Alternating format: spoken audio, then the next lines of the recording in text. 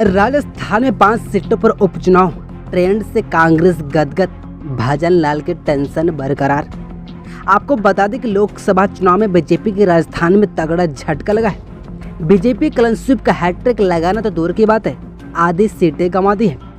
राज्य के 5 विधायकों के लोकसभा सांसद चुने जाने के चलते 5 विधानसभा सीटों पर उपचुनाव होने हैं। कांग्रेस के सामने अपने विधायकों की सीट बचाने की चुनौती है, तो बीजेपी की कोशिश उपचुनाव का ट्रेंड तोड़ने की है।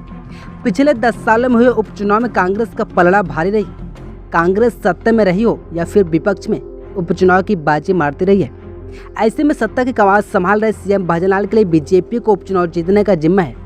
प्रदेश की 5 विधानसभा सीटें देवली, उनियारा, खींवसर, चौरासी, झुंझुनू और दौसा खाली हुई है, जिन पर उपचुनाव होने हैं। देवली, झुंझुनू और दौसा सीट कांग्रेस विधायकों के इस्तीफे से खाली हुई है, तो खींवसर सीट से विधायक रहे आरएलपी के नेता हनुमान बेनीवाल के सांसद चुने जाने के चलते रिक्त हुई है। 84 सीट से विधायक रहे भारत आदिवासी पार्टी के राजकुमार रोत लोकसभा सांसद बन गए, जिसकी वजह से उपचुनाव होने 2014 से 2024 के बीच अब तक विधानसभा की 17 विधानसभा सीटों पर उपचुनाव हुए हैं। इनमें से कांग्रेस ने 12 सीटों पर जीत दर्ज की है।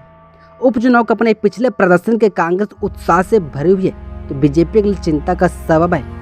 इन सभी 5 विधानसभा सीटों को बीजेपी ने दिसंबर 2023 में हुए विधानसभा चुनाव में अपने लिए सबसे कठिन माने जाने वाली 19 सीटों को कैटेगरी में शामिल थी। इन 5 सीटें जीतने के लिहाज से बीजेपी लिए कठिन मानी जा रही है। भले ही ये सभी 5 सीटें बीजेपी कब्जे वाली न हो, लेकिन सत्ता में रहते हुए उपचुनाव में न जीतना उसके लिए बड़ा झटके से कम नहीं होगा। इसलिए बीजेपी इस बार किसी तरह कोई कसर नहीं छोड़ना चाहती।